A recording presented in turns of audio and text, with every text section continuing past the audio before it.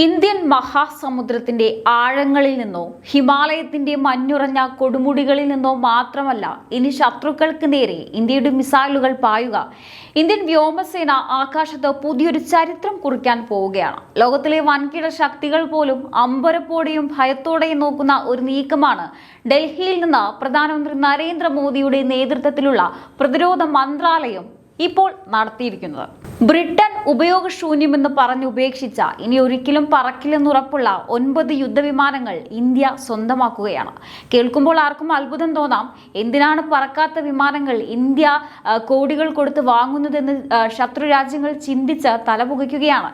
എന്നാൽ ഈ വിചിത്രമായ തീരുമാനത്തിന് പിന്നിൽ ലോകം ഇന്നുവരെ കാണാത്ത ഒരു വമ്പൻ യുദ്ധതന്ത്രമുണ്ട്. ആകാശത്ത് ഇന്ത്യയുടെ കരുത്തിരട്ടിയാക്കുന്ന ശത്രുക്കളുടെ നെഞ്ചിടിപ്പ് കൂട്ടുന്ന മാസ്റ്റർ സ്ട്രോക്ക് എന്താണെന്ന് കൃത്യമായി അറിയണമെങ്കിൽ നമ്മൾ ഈ പ്രതിരോധ തന്ത്രത്തിന്റെ ആഴങ്ങളിലേക്ക് ഇറങ്ങിച്ചെല്ലണം.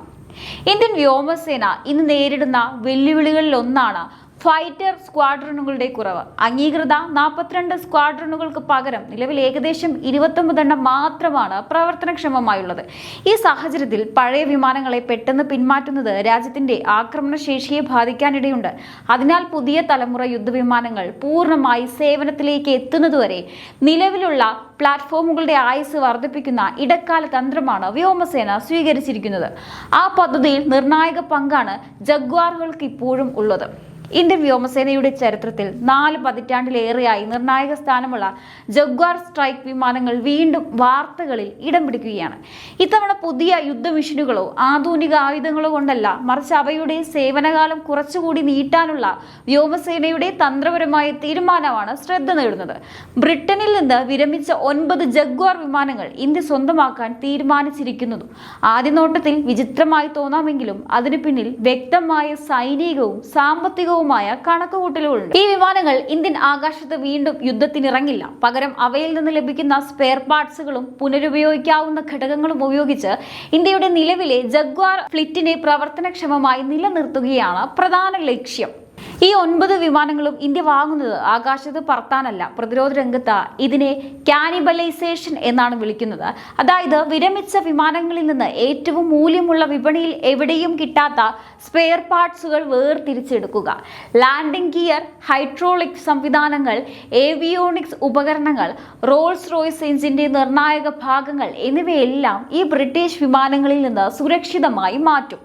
എന്നിട്ട് ഇവ നിലവിൽ ഇന്ത്യൻ വ്യോമസേനയുടെ പക്കലുള്ള ആകാശത്ത് തീ തുപ്പാൻ തയ്യാറായി നിൽക്കുന്ന ജഗ്വാർ യുദ്ധവിമാനങ്ങളിൽ ഘടിപ്പിക്കും. അതായത് ശത്രുവിനെ ആക്രമിക്കാൻ നിലവിലുള്ള നമ്മുടെ വിമാനങ്ങൾക്ക് പുതിയ ജീവനും കരുത്തും നൽകുകയാണ് ഈ തന്ത്രത്തിലൂടെ ഇന്ത്യ ചെയ്യുന്നത്. ലോകത്തിന് ജഗ്വാർ യുദ്ധവിമാനങ്ങൾ സജീവമായി നിലനിർത്തുന്ന ഒരേയൊരു രാജ്യം നമ്മുടെ ഇന്ത്യ മാത്രമാണ്.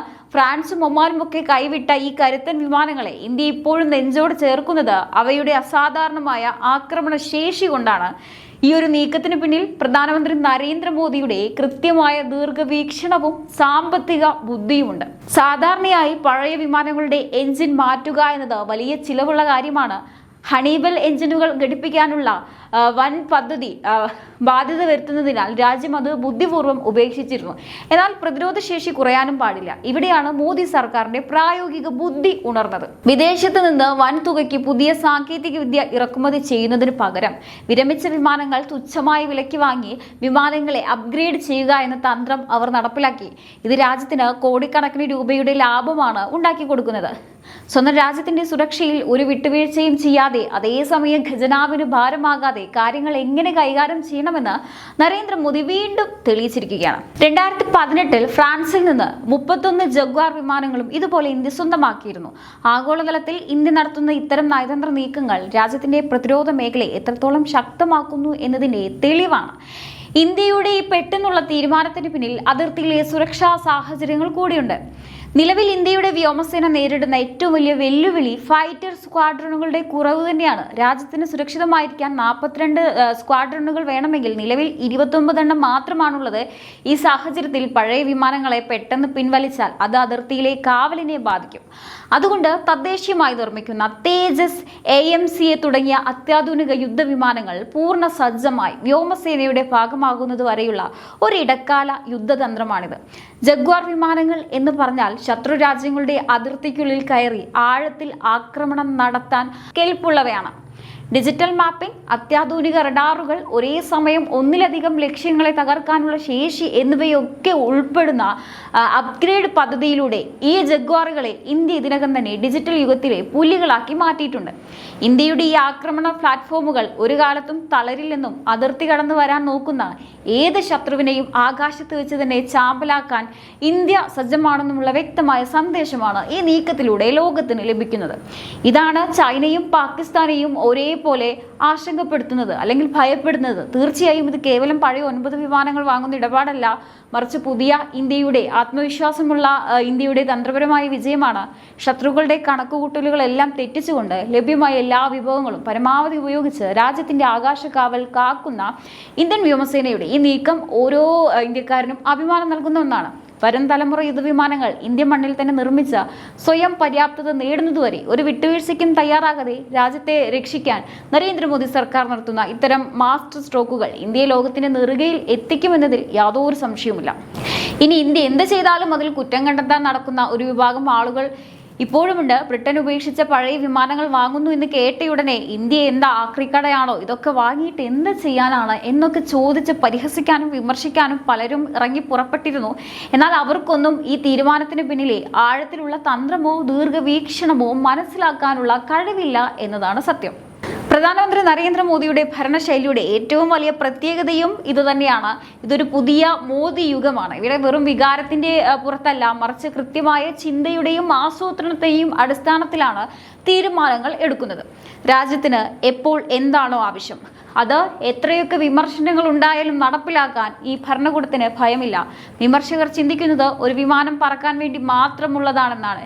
എന്നാൽ പ്രതിരോധ രംഗത്തെ വിദഗ്ധരും മോദി സർക്കാരും ചിന്തിക്കുന്നത് കോടിക്കണക്കിന് രൂപ വില വരുന്ന അതിന്റെ സ്പെയർ പാർട്സുകളെ കുറിച്ചാണ്. വിപണിയിൽ ലക്ഷങ്ങൾ കൊടുത്താൽ പോലും കിട്ടാത്ത അതീവ നിർണായകമായ ഭാഗങ്ങൾ തുച്ഛമായ വിലയ്ക്ക് സ്വന്തമാക്കുക വഴി രാജ്യത്തിന്റെ വലിയൊരു തുകയാണ് ഇവിടെ ലാഭിക്കുന്നത്. അത്യാധുനിക എഞ്ചിൻ ഭാഗങ്ങളും ഹൈഡ്രോളിക് സിസ്റ്റങ്ങളും ഒക്കെ ഈ വിമാനങ്ങളിൽ നിന്ന് വേർതിരിച്ചെടുക്കുമ്പോൾ നമ്മുടെ വ്യോമസേനയുടെ പക്കലുള്ള ജഗ്വാർ വിമാനങ്ങൾക്ക് അത് കുറഞ്ഞ ചിലവിൽ വലിയൊരു ഊർജമായി മാറും. പഴയ സാധനം എന്ന് പറഞ്ഞ് വിമർശിക്കുന്നവർ കാണാതെ പോകുന്ന ചില കാര്യങ്ങളുണ്ട്. പുതിയ യുദ്ധവിമാനങ്ങൾ തേജസ് മാർക്ക് 1A തുടങ്ങിയവ പൂർണ്ണമായി വരാൻ കുറച്ച് വർഷങ്ങൾ കൂടിയെടുക്കും. അതുവരെ അതിർത്തിയിൽ ചൈനയോടും പാകിസ്ഥാനോടും ഒരു വിട്ടുവീഴ്ചയും ചെയ്യാൻ മോദി സർക്കാർ തയ്യാറല്ല. ഉള്ള വിമാനങ്ങളെ എങ്ങനെയൊക്കെ കരുത്തോടെ നിലനിർത്താമോ അതാണ് ഈ തന്ത്രം. തന്ത്രപരമായ വിജയം ലോകരാജ്യങ്ങൾ പോലും അത്ഭുതത്തോടെയാണ് ഇന്ത്യയുടെ ഇതിനെ നോക്കിക്കാണുന്നത്. ശത്രുക്കൾ എന്തൊക്കെ കണക്ക് കൂട്ടിയാലും അതിനെയെല്ലാം കാറ്റിൽ പറത്തുന്ന ഇത്തരം മാസ്റ്റർ സ്ട്രോക്കുകൾ മോദി യുഗത്തിന്റെ മാത്രം പ്രത്യേകതയാണ്. അതുകൊണ്ട് ആരൊക്കെ എന്തൊക്കെ വിമർശിച്ചാലും ശരി, രാജ്യത്തിന്റെ സുരക്ഷയ്ക്കും ഖജനാവിന്റെ ലാഭത്തിനു വേണ്ടി കൃത്യമായ സമയത്തെടുത്ത ഏറ്റവും പ്രായോഗികമായ തീരുമാനങ്ങളായിരിക്കും മോദി സർക്കാരിൻ്റെത്. വിമർശകർ എന്നും വിമർശിച്ചുകൊണ്ടേയിരിക്കും. എന്നാൽ മോദി സർക്കാർ രാജ്യത്തെ കൂടുതൽ ശക്തമാക്കിക്കൊണ്ട് മുന്നോട്ട് തന്നെ പോവുകയാണ് ചെയ്യുന്നത്.